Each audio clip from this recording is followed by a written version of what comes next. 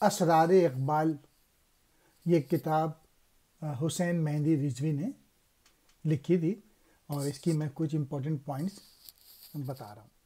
علامہ اقبال ہندوستان کی ان عظیم شخصیتوں میں سے ایک ہیں جو اپنے ہم وطنوں کو خود نگر و خود گیر رہنے اور عزت نفس کو محفوظ رکھنے کا سبق دیتے ہیں۔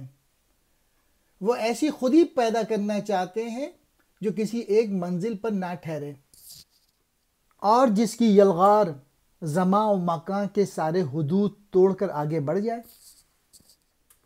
خودی کی یہ ہے منزل اولین، مسافر یہ تیرا نشیمن نہیں، تیری آگ اس خاکدان سے نہیں، جہاں تجھ سے ہے تو جہاں سے نہیں، بڑھے جا یہ کوہ گراں توڑ کر، طلسم زمان و مکان توڑ کر، جہاں اور بھی ہیں ابھی بے نمود، کہ خالی نہیں ہے ضمیر وجود، ہر ایک منتظر تیری یلغار کا، تیری شوخی فکر و کردار کا۔ علامہ اقبال جوش کردار کے ذریعے جذب و تسخیر کی صلاحیت پیدا کرنے کی دعوت دیتے ہیں، اس لیے کہ جس جماعت میں جذب و تسخیر کی صلاحیت پیدا ہو جائے، جو اس کے جوش عمل کی آئینہ دار ہوتی ہے، تو اس کے غلبہ اور تسلط کو دنیا کی کوئی رکاوٹ نہیں روک سکتی۔ وہ اپنے جوش کردار و اعمال صالح سے اپنے تقدیر کے راز معلوم کر سکتی ہے۔ غالب نہ ہوتے تو اقبال ڈھونڈے سے نہ ملتے، اور اقبال نہ ملتے تو غالب نامکمل رہتے۔ خودی کیا ہے؟ کیوں ضروری ہے؟ جس نے اپنے نفس کو پہچانا اس نے اپنے رب کو پہچانا۔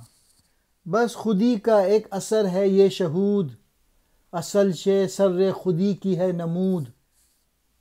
نظر نہیں تو میرے حلقہ سخن میں نہ بیٹھ، کہ نکتے ہائے خودی میں مثال تیغ اصیل۔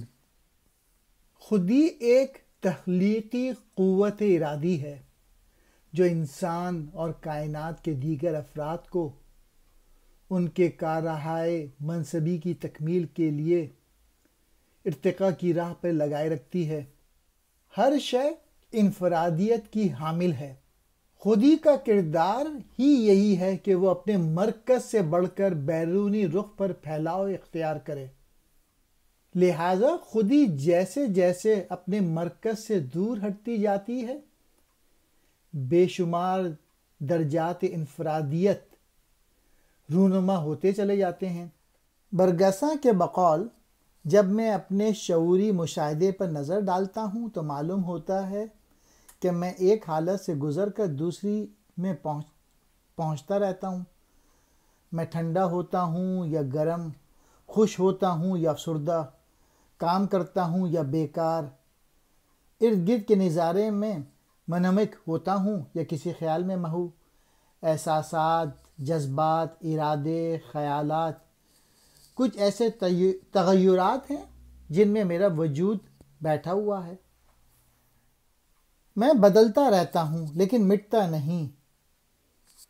میری داخلی زندگی میں اگرچہ ساکن کچھ بھی نہیں، بس ایک دائمی بہاؤ ہے، ایک مستقل روانی۔ خدا، خودی اور آدمی۔ خدا ایک یکتا ہے، وہ اللہ ایک ہے۔ اللہ بے نیاز ہے، اس سے کسی کی ولادت نہیں ہوئی، نہ اس سے کسی نے ولادت پائی، اور کوئی اس جیسا نہیں ہے۔ اللہ اور آدمی میں جتنا فاصلہ ہوگا، آدمی اتنا ہی نامکمل فرد ہوگا۔ ہمیں اللہ کے قرب حاصل کرنے کی کوشش کرنی چاہیے۔ آدمی میں انفرادیت گہری ہو کے شخصیت بن جاتی ہے۔ شخصیت آخر ہے کیا؟ قوت ارادی اور کردار کی ایک مخصوص حالت کا نام ہی تو شخصیت ہے۔ اگر انسان جد و جہد سے گریز کرے گا تو اس کی انفرادیت افسردہ و مزمحل ہو جائے گی اور اس کی قوتیں بروئے کار نہ آ سکیں گی۔ شخصیت کو مستحکم کرنا چاہیے اور شخصیت کو مضبوط بنانا چاہیے، اور اگر وہ محنت کرتا ہے تب اس کی شخصیت مضبوط ہوتی ہے، ادروائز اس کی شخصیت کمزور ہو جاتی ہے۔ اقبال کے بقول آدمی کو خود نگر و خود گیر شخصیت بنانے کے لیے عشق، فقر، صبر، شجاعت، کسب حلال اور ان چیزوں سے شخصیت کمزور بنتی ہے، خوف سے، غلامی سے۔ من عرف نفسہ فقط عرف ربہ، جس نے اپنے نفس کو پہچانا اس نے اپنے رب کو پہچان لیا۔ زندگی آگے بڑھتی ہوئی اس حرکت کا نام ہے جو بہت کچھ جذب کر سکتی ہے، لہٰذا فرد کی نشو و نما کے لیے ضروری ہے نت نئے مقاصد اور منصوبے تشکیل پاتے رہیں۔ اقبال کے تصور کے مطابق خودی کی خصوصیت یہی ہے کہ وہ گو نہ گو تجربات سے اپنے آپ کو مستحکم کرے اور سفر اور مسلسل سفر کو کسی منزل پر ختم نہیں کرے۔ نئی نئی منزلوں تک پہنچنے کا شوق اسے بے چین کیے رکھے، ستاروں سے آگے جہاں اور بھی ہیں، دور سے نظر آنے والی روشنی جس کی طرف ہم جاتے ہیں، یہ منزل ہمارے آگے ہے۔ اقبال نے آدم کی اخلاقی اور مادی زندگی کے تضاد کو بڑی حد تک رفع کرنے کی کوشش کی ہے اور اسلامی روایات کے اس اہم اصول کو واضح کر دیا ہے کہ آدمی کی زندگی میں روحانی اور مادی عناصر کی ہم آہنگی ہونی چاہیے، جس کے بغیر آدمی کو فطرت درجہ کمال کو نہیں پہنچا سکتی۔ آرزو ہی وہ سرمایہ حیات ہے جس کے نہ ہونے سے زندگی موت بن جاتی ہے۔ زندگی آگے بڑھتی ہوئی اس حرکت کا نام ہے جو بہت کچھ جذب کر سکتی ہے اور اپنے سفر کے دوران مسلسل آرزوئیں اور معیار پیدا کرتی ہے، لہٰذا فرد کی نشو و نما کے لیے بھی یہی ضروری ہے کہ نت نئے مقاصد اور منصوبے تشکیل پاتے رہیں۔ اقبال کسی کی پیروی پسند نہیں کرتے، بلکہ اس کے علاوہ ہر تقلید کو شخصیت کے لیے مضر سمجھتے ہوئے ہدایت کرتے ہیں۔ تقلید سے ناکارہ نہ کر اپنی خودی کو، کر اس کی حفاظت کہ یہ گوہر ہے یگانہ۔ گدائی ان برائیوں میں سے ایک ہے جو خودی کو کمزور کرتی ہے۔ خودی کا تقاضا تو یہ ہے کہ فرد اپنی صلاحیتوں کو سمجھنے کے ساتھ انہیں جد و جہد کے ذریعے بروئے کار بھی لائے۔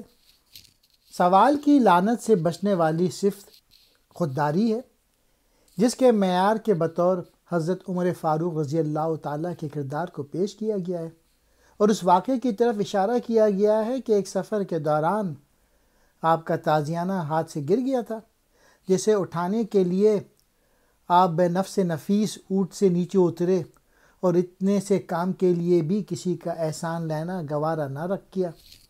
تربیت خودی کے 3 مرحلے ہیں، پہلے کا نام اطاعت، دوسرے کا نام ضبط نفس اور تیسرے مرحلے کا نام نیابت الہی ہے۔ خودی کی پرورش و تربیت پہ ہے موقوف کہ مشت خاک میں پیدا ہوا آتش ہمسوس، یہی ہے سر کلیمی ہر ایک زمانے میں، ہوائے دشت و شعیب و شبانی شب و روز۔ اقبال کے بقول حضرت علی رضی اللہ تعالیٰ عنہ اطاعت عین الہی اور ضبط نفس کے مرحلوں سے گزر کر اس مرتبے پہ پہنچ گئے تھے کہ اللہ نے انہیں اپنا ہاتھ اور حضور نبی کریم نے دروازہ شہر علوم فرمایا۔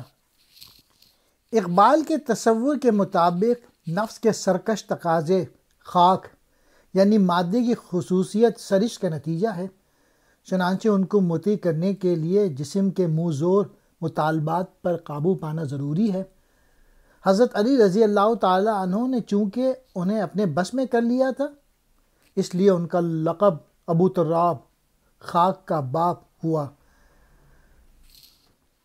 یہی وہ مقام ہے جہاں آدمی مادی قوتوں کا آقا بن جاتا ہے اور ان سے جس طرح چاہے کام لے سکتا ہے۔ اس منزل پہ پہنچ جانے کے بعد ہی وہ اپنی قوت کے ممکنات کا اظہار کر سکتا ہے۔ اقبال شاہینیت یعنی چھین جھپٹ کے مبلغ ہیں اور طاقت کے بل پر بالادستی حاصل کرنے کا مشورہ دیتے ہیں۔ اقبال کے مرد مومن کا ہاتھ اللہ کا ہاتھ ہے، کیونکہ وہ غالب اور کارکشا ہوتا ہے، وہ دل بے نیاز رکھتا ہے، اس کی امیدیں قلیل اور مقاصد جلیل ہوتے ہیں۔ میں نے ظاہر کر دیا راز خودی، میں نے کھولا سر اعجاز خودی،